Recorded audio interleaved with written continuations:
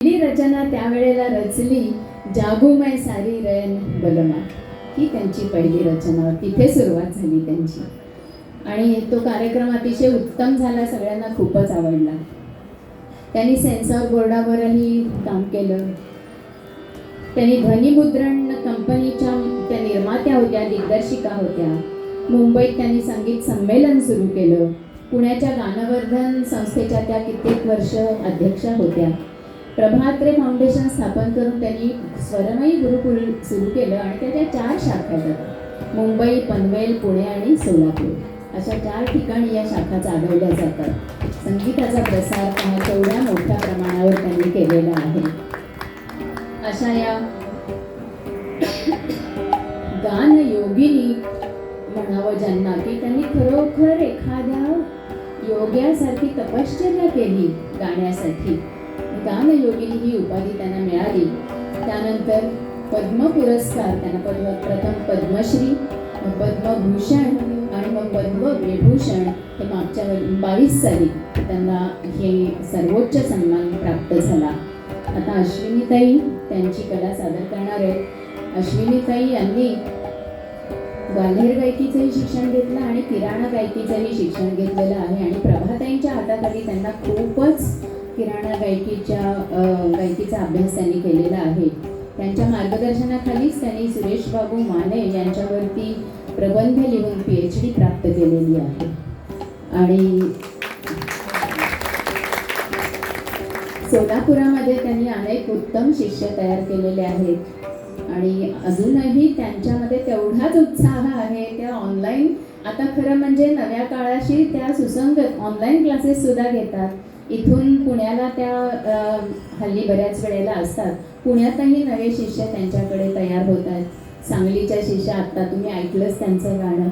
तर अश्विनीताईंनी खरोखर फार मोठं कार्य चालू ठेवलेलं आहे. त्याबद्दल आम्ही सगळे शिष्य तर त्यांच्या ऋणात आहोतच. आणि मी त्यांना आता विनंती करते की त्यांनी आपली सेवा सादर करावी. त्यांना साथ करतायत झंकार कुलकर्णी आणि ओंकार पाठक.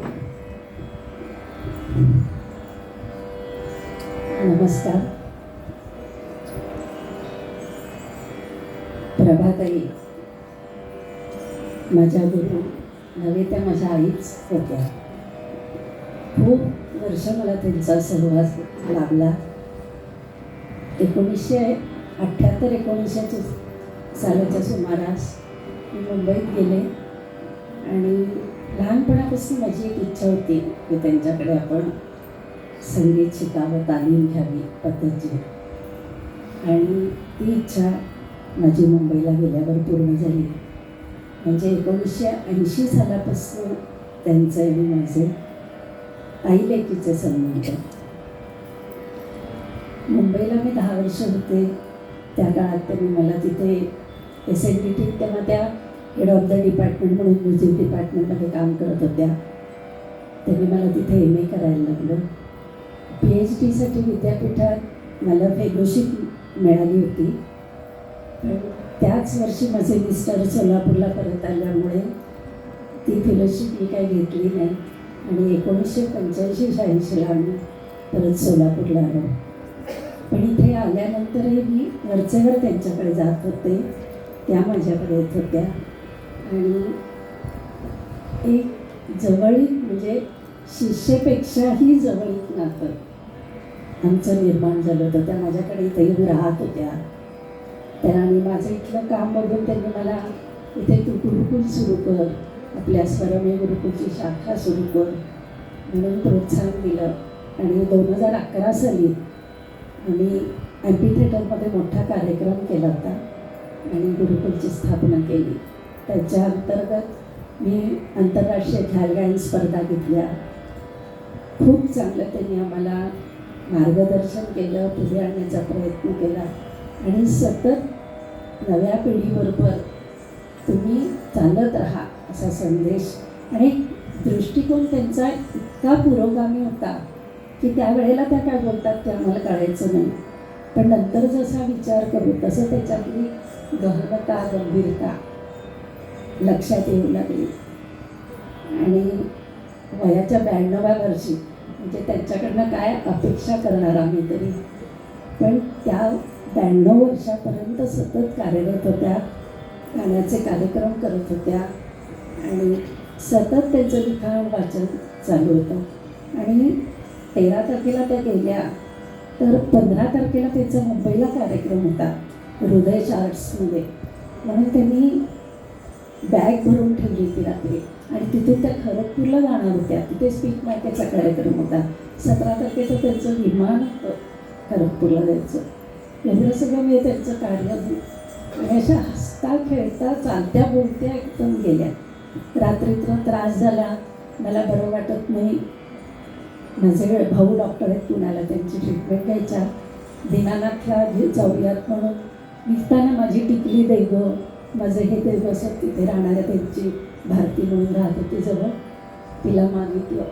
आणि गाडीत बसायला जाता जाता गुडघ्यावर बसल्या आणि तिथेच प्राण सोडला.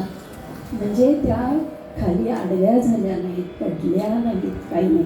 सतत सतत त्या चालत राहिल्या. शिपल्यातील मोती होईस्तोवर मला चालायलाच हवं असं त्यांचे काव्य आहे. आणि त्याप्रमाणे शेवटच्या श्वासापर्यंत त्या गाणं गात राहिल्या, चालत राहिला. त्यामुळे तो आम्हाला धक्का खूप मोठा होता. काहीतरी बरं नाही असं वाटलं की मनाची तयारी होती, पण तसं त्यांच्या बाबतीत काहीच नाही. त्यांना BP नव्हतं, डायबिटीस नव्हता, तब्येत अतिशय उत्तम होती, ॲक्टिव्ह होत्या खूप. आणि अशा चालत्या बोलत्या आमच्यातून निघून गेल्या. खूप प्रेम केलं, आमच्या सर्वच शिष्यांवर प्रेम केलं. मी त्यांच्या अलीकडे सगळ्यात सिनियर होते. लेखीप्रमाणे त्यांनी मला सांगितलं होतं, सगळं नंतर तू बघ.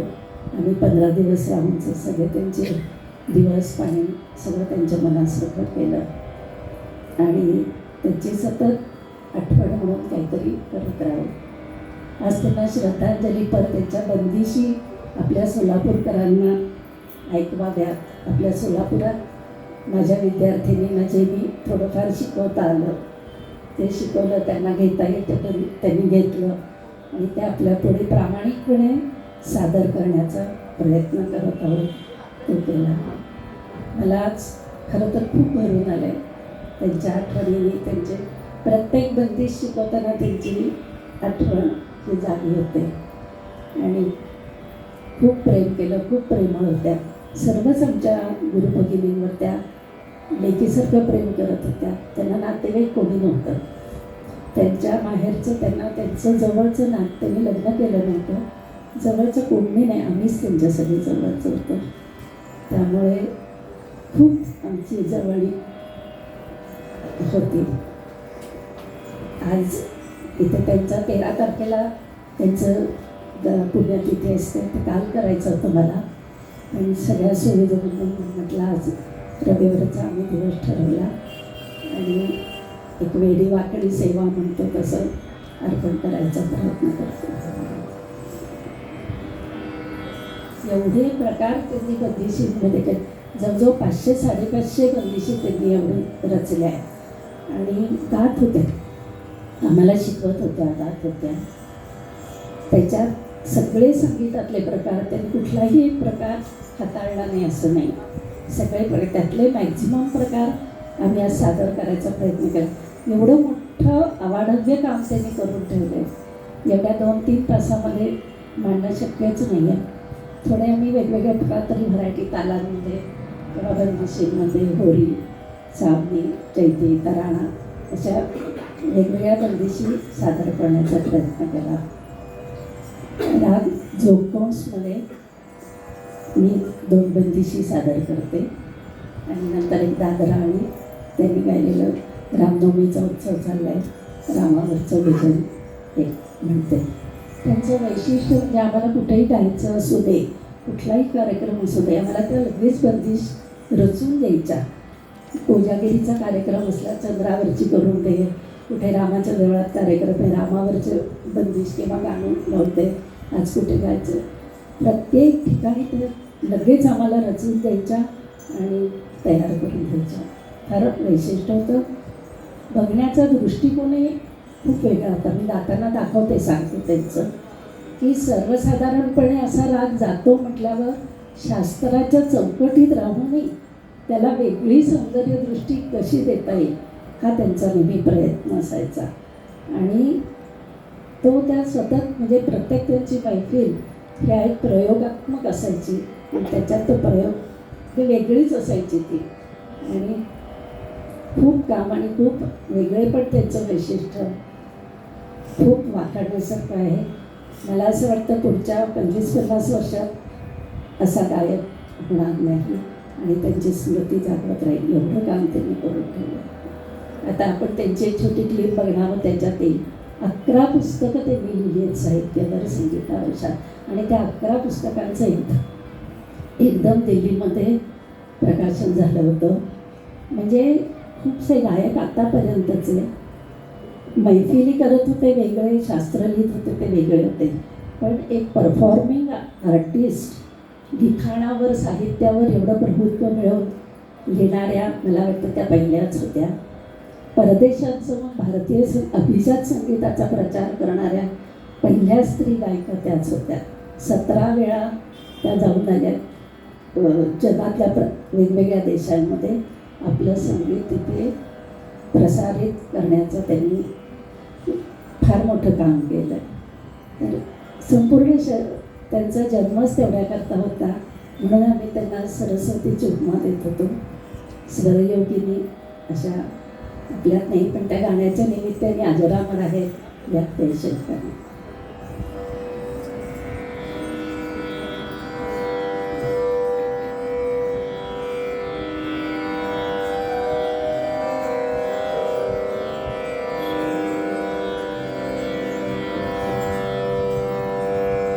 बंदिशीचे विषय इतके वेगवेगळे होते. प्रत्येक दैवावरची कृष्णावर त्यांनी खूप बंदिशी केल्या. आता जोतोंस रागातला मोठा ख्याल म्हणणार आहे. जगत सपना जाग मनवा म्हणजे इतकं तत्त्वज्ञान त्यांनी आपल्या बंदिशीतनं मांडलेलं आहे आणि फार वेगळं असं काम त्यांनी करून ठेवलेलं आहे. पारंपरिक बंदिशींपेक्षा वेगळ्या आणि खूप त्याला एक सौंदर्यात्मक त्याला ॲप्रोच होता, गायकीचा ॲप्रोच होता. सगळ्याच दृष्टीने त्या खूप श्रीमंत अशा बंदिशी.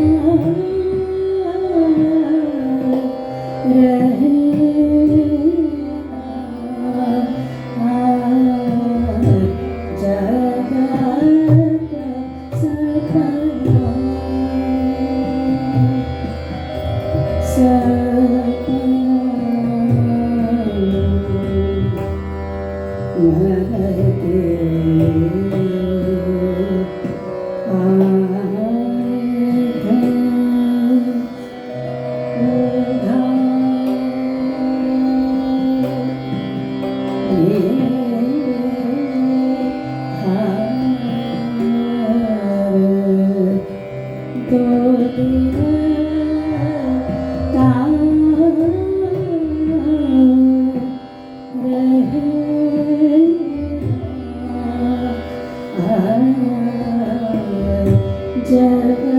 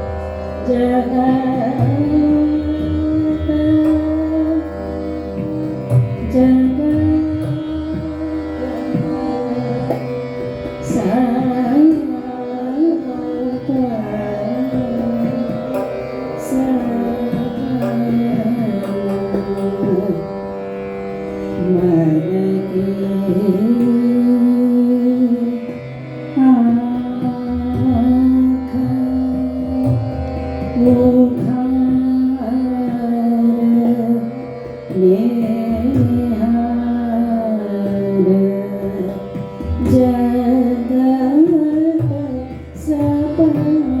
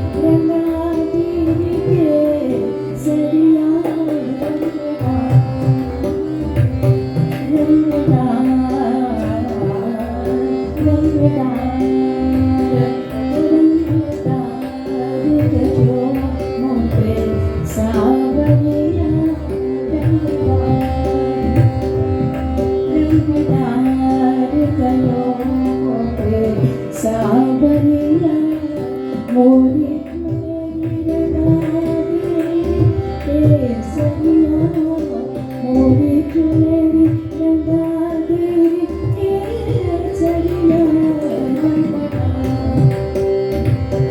रंगदार करो मोरे सावरिया रंगदार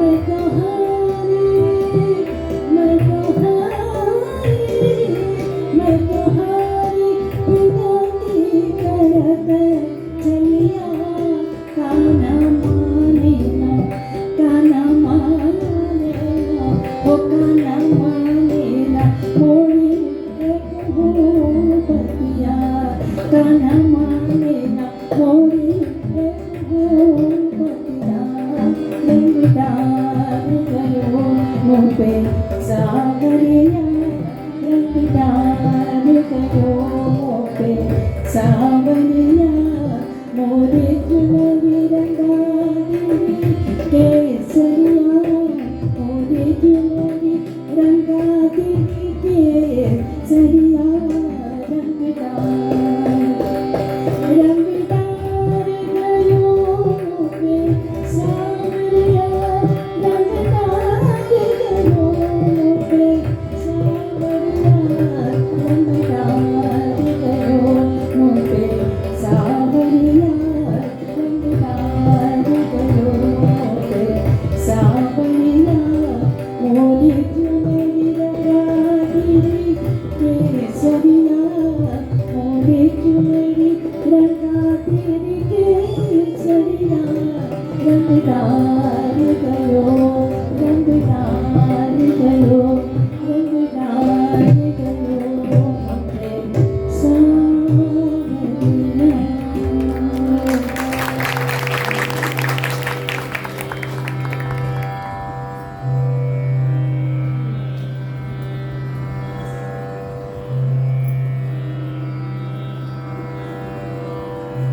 रामनवमीचा उत्सव चाललाय. एक रामाचं भजन म्हणते. आवाज थोडा त्रास येतोय तरी सेवा म्हणून गोड म्हणून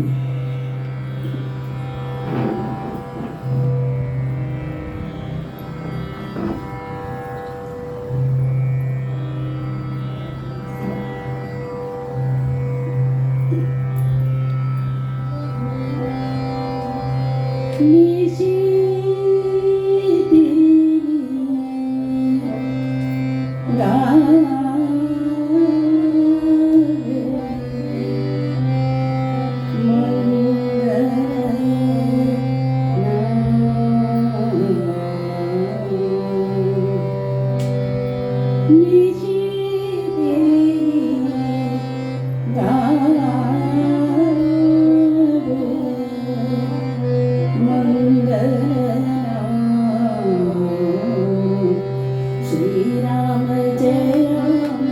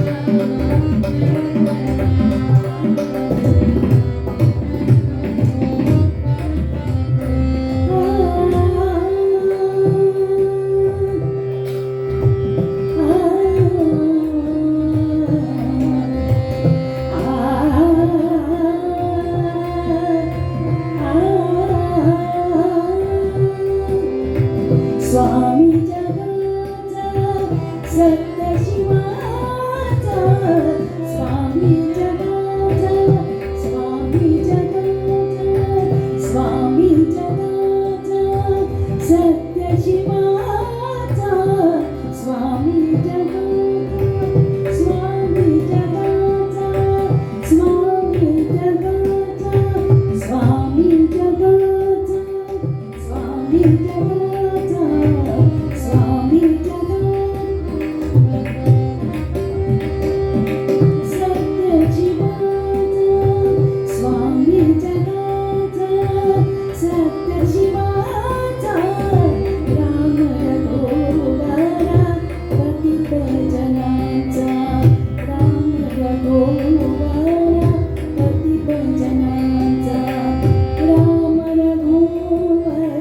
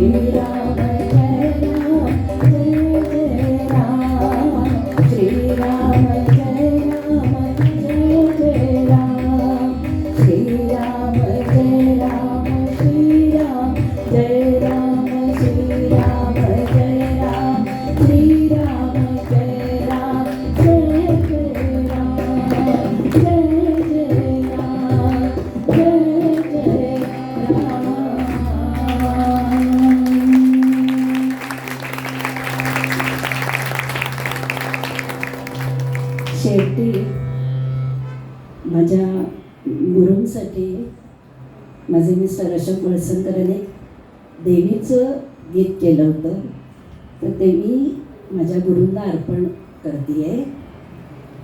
तर ते शेवटी 1-2 मिनटं सादर करते.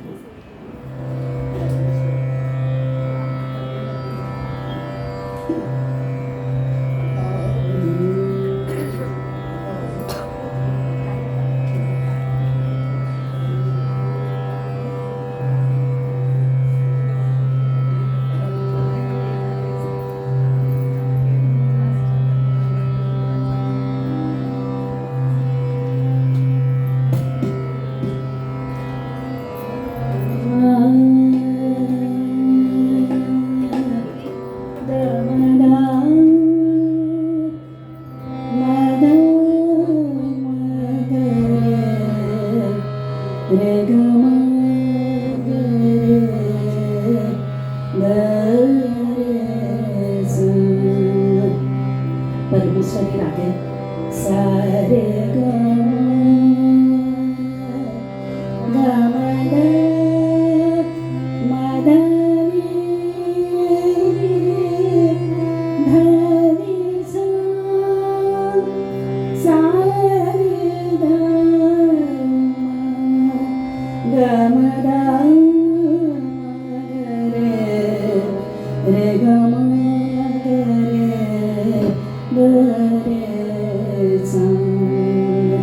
शुभंकरी ब्रह्मानंदा प्राणिनी कलामिका. शुभंकरी ब्रह्मानंदा प्राणिनी कलामिका. वाग्देवी परमेश्वरी वरदा तू प्रभारूपा. शुभंकरी ब्रह्मानंदा शुभंकरी ब्रह्मानंदा प्राणिनी कलामिका. वाग्देवी परमेश्वरी वरदा तू प्रभारूपा. शुभंकरी ब्रह्मानंदा भाषारूपा सरस्वती ज्ञानदाये निरामया. भाषारूपा सरस्वती ज्ञानदाये निरामया. प्रभावती प्रभारूपा मध्यमा तु ध्यानप्रभा. प्रभावती प्रभारूपा मध्यमा तु ध्यानप्रभा. शुभंकरी ब्रह्मानंदा ब्राह्मिणी कलामिका. वाग्देवी परमेश्वरी वरदा तू प्रभारूपा. शुभंकरी ब्रह्मानंदा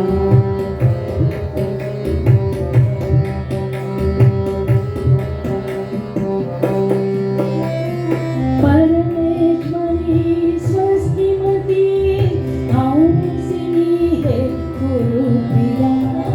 परमेश्वरी स्वस्तिमती हंसिनी हे गुरुप्रिया. वैखरी प्रभादेवी मालिनी हे चंद्रप्रभा. वैखरी प्रभादेवी मालिनी हे चंद्रप्रभा. शुभंकरी ब्रह्मानंदा प्राणिनी हे कलामिका. वाग्देवी परमेश्वरी वरदा तू प्रभारूपा. शुभंकरी ब्रह्मानंदा